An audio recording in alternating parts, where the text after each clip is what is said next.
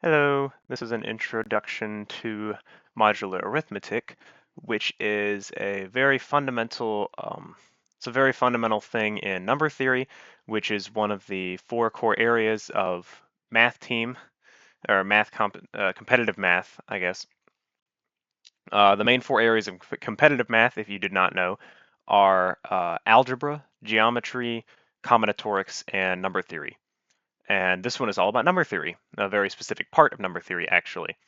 So I'll probably make more videos like this in the future. So if you guys want to see stuff like this in the future, then just let me know. And this is being made specifically for the people on my own math team, but anybody can watch it. Doesn't matter. So yeah, modular arithmetic. So again, this is part of number theory. But what actually is number theory? Well, number theory is just the study of integers. That's it. So 1, 2, 3, 4, 0, -1, -2, -100, 1,000, all that stuff. Just nothing in between. Number theory really only deals with integers and no like fractions or decimals or anything like that. Now, technically, they can come into play, but that's that's kind of frowned upon here. So we're going to avoid those. So here is where we explain the basis of modular arithmetic. So imagine instead of a normal number system where you're counting up 1, 2, 3, 4, 5, 6, 7, 8, 9, and keep going forever. Instead, we're going to start on 0, and then we're going to loop around. So we're going to go 0, 1, 2, 3, 4, but we can keep counting. Let's just keep counting and see what happens. So we go 5, 6, 7, 8, 9. This is not the best handwriting, but whatever. And we can keep going around like that. 10, 11, 12, 13, 14, and we can keep going. Now, this is what we call mod 5 right here, because there are 5 different things you can have. You can have either digits in this group, numbers in this group, numbers in this group, or this group. And these numbers and all these circles that I've made are what we call congruent in mod 5. So essentially, you can just keep adding 5 or subtracting 5 to a number and get something that's congruent in mod 5. Now, a modulus can also be used to describe a remainder. So if you divide, say, 11 by 5, the remainder is going to be 1. So that's really what we're looking at here. We're looking at, you can either think of it as a remainder or as a new kind of number system. So we can display that in a less visual sense, a more algebraic sense, with this equation a plus nk is congruent to a in mod n. And that k can be any number you want. It's basically just saying you can add or subtract, because k can be negative, any number that, or any multiple of n that you want to k, and it's going to be congruent. So let's put some numbers in there and see what happens. If we say mod 5. So 2 plus any multiple of 5 is still going to be congruent to 2 because we're in mod 5. So say you wanted to say 2 plus 5. That's just 7. 7 is congruent to 2 in mod 5. That's true. You could say 5 times 6. 32 is congruent to 2 in mod 5. That's also true. Now you could put this behemoth in there, and I'm not going to do that, obviously, but that is still true. 2 plus any multiple of 5 is congruent to 2. And we can go backwards as well. We can do negatives. This is negative 5 plus 2, which is negative 3. It's congruent to 2 in mod 5. And you can do anything you want with that. So now I'd like to ask you, what could 9 be in mod 7? There are multiple answers for this, but just give the one that makes the most sense to you. All right. Now, if you said 2, that is really the most simple answer here. But you could also have said, 16, 23, -5, I guess, if you wanted to go there, -12. But 2 is the 2 is the most, I guess, simplified answer, is if you want to say that. Now, we can also think of it as if 9 right here is divided by 7, the remainder is going to be 2. And we can't really say that if we put like 16 or -5 here. So the quote-unquote simplest form right here is going to end up being your actual remainder. Now let's try some algebra. I know we're kind of jumping in the deep end here, but this is supposed to be kind of fast-paced. So if you ever have questions or anything, just feel free to ask me either in the comment or in person if you know me, because I know this is a lot. So and I am going to be moving fast, and I'm going to get into some really weird stuff. So again, just feel free to ask me anything or pause the video and try to think about stuff and work stuff out on your own. So here we have 8x is congruent to 3 in mod 7. So what we can actually do here, this doesn't seem very feasible since we're going to get x is congruent to 3/8, which again, we kind of want to avoid in number theory because that's just not really what we want to work with. And honestly, that's kind of just wrong in this modulus. It's you really want to avoid fractions when you're dealing with number theory and remainders and stuff because that's just not gonna turn out well. Just trust me on that. um so we want to keep dealing with whole numbers. So what do we actually do here if we can't divide by 8? Well, we said that we can add and subtract any multiple of 7 that we want. So what if we subtract 7x? That's a multiple of 7, right? Because I mean it's 7 times x, and x is an integer because we're only dealing with integers right here. So now we just have x is congruent to 3. That's our answer. That's all we had to do. So if we go backwards, 8x is congruent to 3.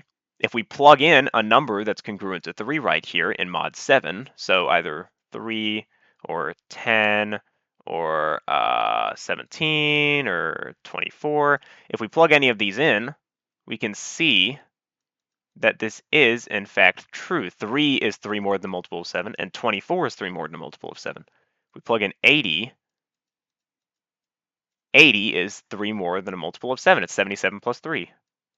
So we see that we can still do algebra like this, just kind of in a different way. It's pretty interesting. So now let's move on to something a bit weirder. 3x is congruent to 2. We could technically change this into negative 2x is congruent to 2, but division is a bit weird in modular arithmetic, so I'm going to try to avoid that for the purposes of this. So right here, we can change this into something that's a bit more appealing to us. Usually you want to try to get things to ones or negative ones in modular arithmetic, I mean, when you're dealing with algebra. So if we multiply both sides by 3, we're going to get 9x is congruent to 6. Well, 9x is 1 less than a multiple of 5, so that's actually going to end up being negative 1, because we can go down 4x, negative 1x, like so, and keep subtracting 5x. And right here, we can bump this down to just 1 in mod 5. And that's exactly what happens right here. So now we have negative x is congruent to 1. All we have to do is multiply negative 1 by both sides, and we have our answer. X is congruent to negative 1. But if we want a positive answer that's that's less than 5, then we can just change this to 4. And if we go back, we can see that plugging in 4, we get 12 is congruent to 2. 12 is in fact 2 more than a multiple of 5, so that checks out. But we can also plug in, we have 4, 9. 4 is congruent to 9 in mod 5. Also 14, 19. So we can plug any of these numbers in and it'll work. So we can plug in 9, 27 is congruent to 2. Sorry for my horrible handwriting, I'm using a mouse.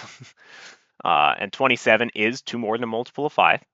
We can plug in 14 to get 42 is congruent to 2, and that is in fact true.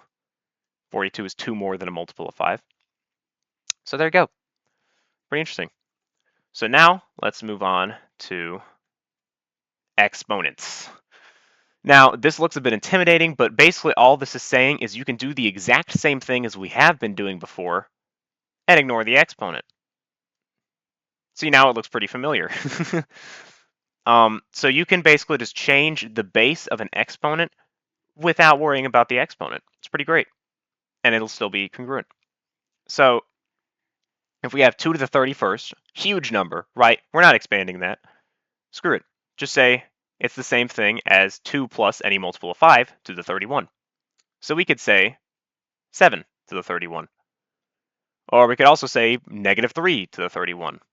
We could say a lot of things. This is absolutely disgusting, but it's true. Both of these have the same remainder when you divide by 5. So now I'm going to challenge you to try and find out what 9 to the 101st is congruent to in mod 10. Try to get a number between 0 and 9. And that will be your simplest answer. Alrighty. So we have 9 to the 101st. And what this actually is the base is 1 less than a multiple of 10. So we can change that into negative 1 to the 101st. Now, recall, negative 1 to any odd power is negative 1, and negative 1 to any even power is 1. We have an odd power right here, so that is a horrible circle. Again, I'm on a mouse, I'm sorry. That is an odd power, so this is going to end up being negative 1. Which, of course, in mod 10 is... I really thought I put that in there, I'm sorry. This is 9. This is also 9. I'm sorry. Anyways, you saw it. We're moving on to the phi function. Now, this will not seem very relevant for a moment while I'm explaining it, but trust me, it will be. So the phi function describes the amount of integers less than or equal to n that are relatively prime to n. Now, that's a mouthful, I know. Relatively prime just means that they share no factors. And I'm going to give an example because, again, this is a mouthful and it doesn't really seem to make sense. But before I do, let me try and break this down a little bit. So phi of n describes the amount of integers less than or equal to n. So basically, how many numbers less than it do not share any factors with it. So let's say we have 10. How many numbers less than or equal to 10 don't share any factors with it? Well, obviously 10 shares a factor with 10. Let's see, does 9? No, it does. 9 is 3 times 3, 10 is 2 times 5. We're good. Does 8? Yeah, it has a 2. So these are not relatively prime. 7 works. 6 doesn't work because it has a 2.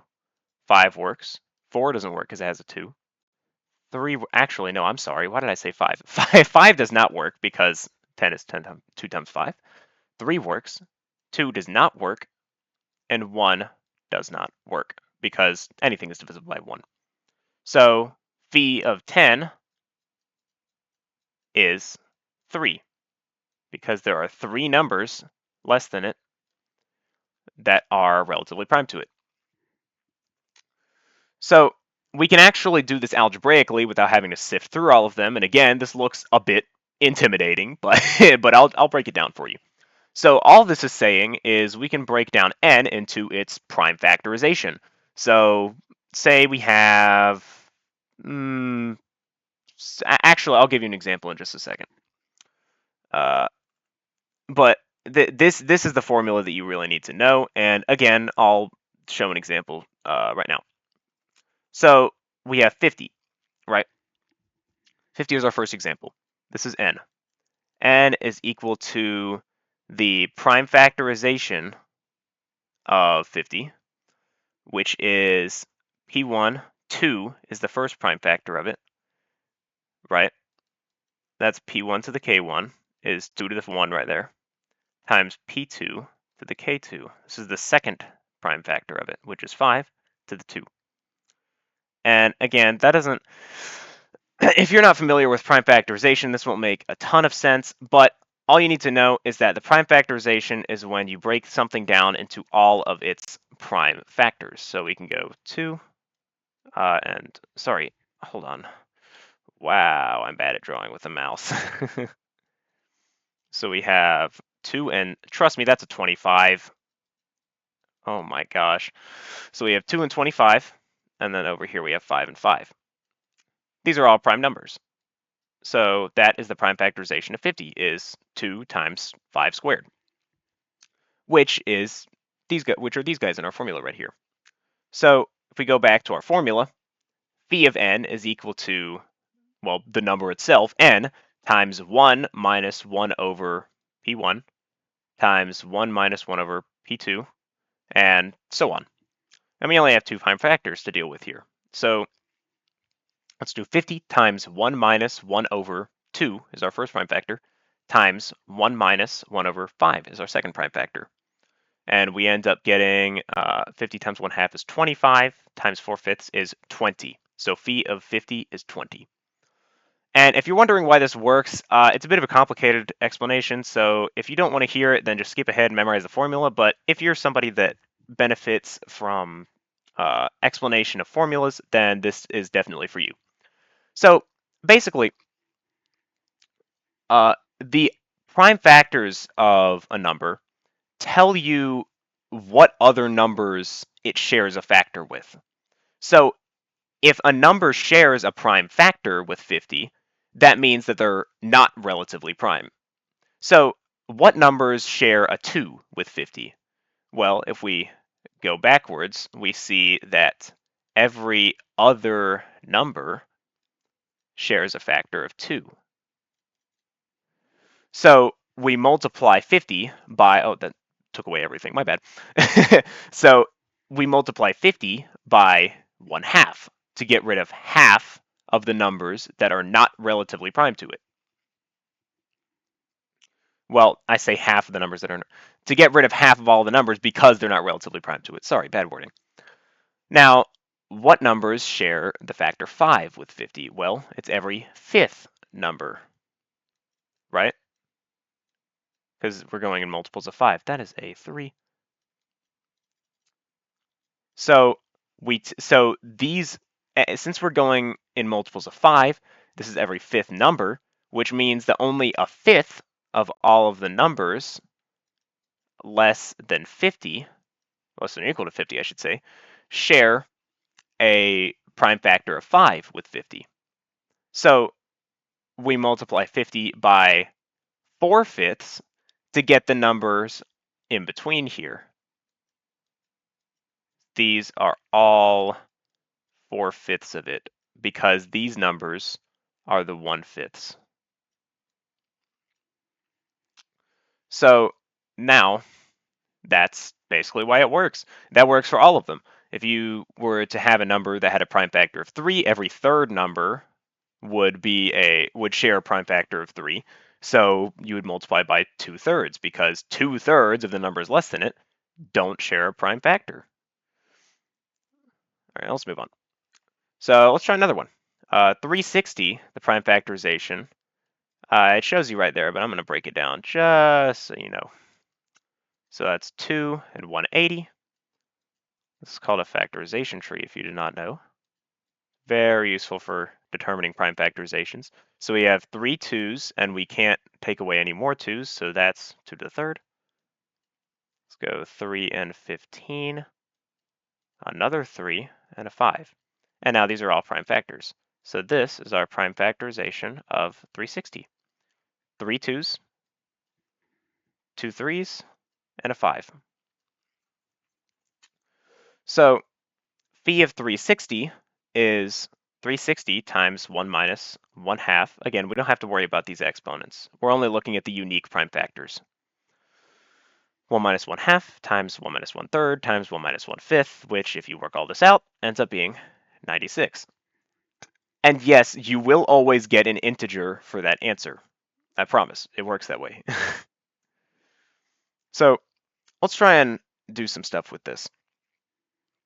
This seems very irrelevant to all of the modular arithmetic that we're doing, but it actually is extremely relevant. So you can actually change the exponent now. We've been ignoring the exponent, right, and only changing the base.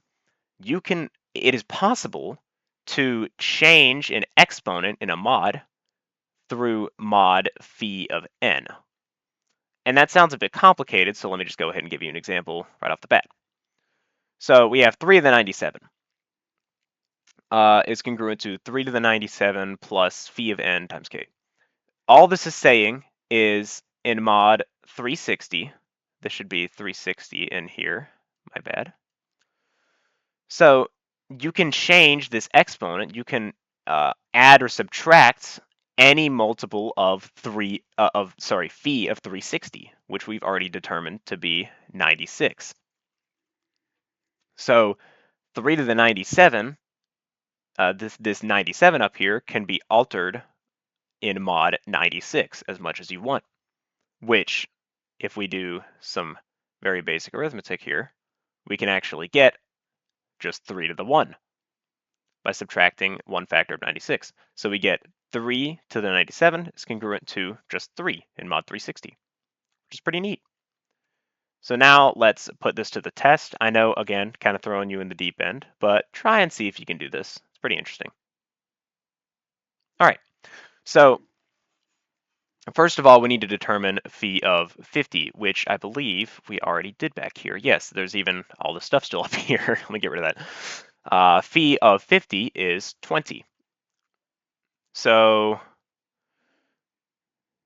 yeah, I'm sorry, that was, I just said yeah with no explanation there. So we can change this 2025 in mod 20 because phi of 50 is 20. And so we can change the exponent in mod phi of 50, which again is 20. So we can see that 2020 is a multiple of 20. So we have 5 left over, which means that 7 to the 2025 is congruent to 7 to the 5th. Now, that's still a pretty big number, and we don't really want to work that out. So it's actually possible to split this up into a bunch of exponents. 7 to the square, 7 squared times 7 squared times 7. And due to the law of exponent addition, all of these exponents can add up to 5. This is the same thing. So what is 7 squared? Well, it's 49, right? Well, what is 49 in mod 50? It's just -1. So these actually change into -1s. The -1s cancel, and we get 7. Pretty neat. So now let's get into some complicated stuff and an actual word problem. What is the remainder of 123 to the 123 when divided by 17? If you want to try it, go ahead. This one's pretty hard though.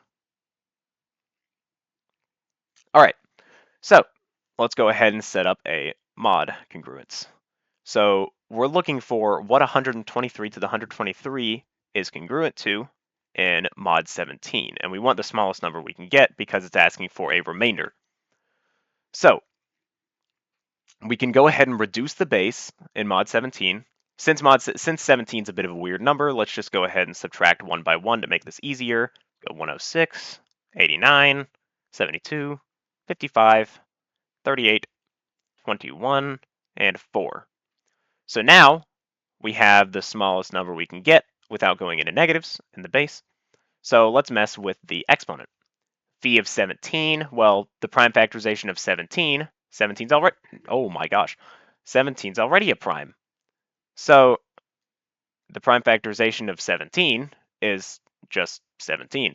So our formula here, we get 17 times 1 minus 1 over 17, which, if you didn't know, that's 16 over 17. This ends up being 16.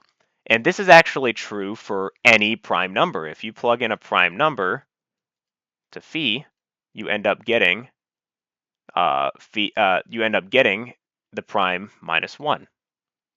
So let me go ahead and write that up here. If you plug in a p, p being a prime number, you end up getting p minus 1, which is pretty interesting. So, yeah, and then if you plug in 7, you get 6. If you plug in 11, you get 10, and so on and so on. So yeah, 16. So let's go ahead and start reducing this in this exponent in mod 16. Let's go down 107, 91, 75, 59, 43, 27, and 11. Now, again, 4 to the 11th is a pretty big number. It's not very appealing. So let's go ahead and split it up. This is a lot, but all of these, 2, 2, 2, 2, 2, and 1, all add up to 11. So this is the same thing as we just had, just split up a little bit.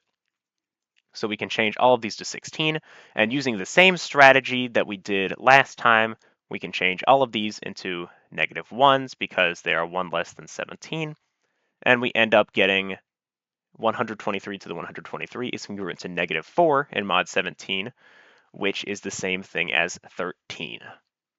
So that's our answer. The remainder of 123 to 123, I can't speak, when divided by 17 is 13. That one was pretty difficult, and that is the caliber of question that you would see on a math competition. Now, actually, one of these questions earlier, let me go back a little bit, excuse me. This question right here was an actual question on the GSMST, the Gwinnett State, hold on, Jeanette Science Math, Jeanette School of Math and Science, and Math, Science, and Technology, I believe. I'm sorry, that took me a second. The GSMST math competition in 2024. This was actually a question. It asked you what 7 to the 2025 could be reduced to in mod 50. And the answer was 7. So even questions like this can be solved pretty easily just by knowing the phi function and knowing how to manipulate numbers in modular arithmetic. So it's pretty neat. Anyways, I hope I helped. And again, if you have any questions for me, I know I'm very sorry if I sound kind of tired and out of it, and I've been stammering a little bit. It's like 11:30 right now, I think, to midnight. So I have not really. See, I just blanked again. Anyways, all that to say, I hope you enjoyed, and I hope this helped you gain a better understanding of modular arithmetic. Again, if you have any questions, either leave a comment or talk to me in person, and I will see you guys later. Hopefully, I'll do more of these in the future. Bye bye.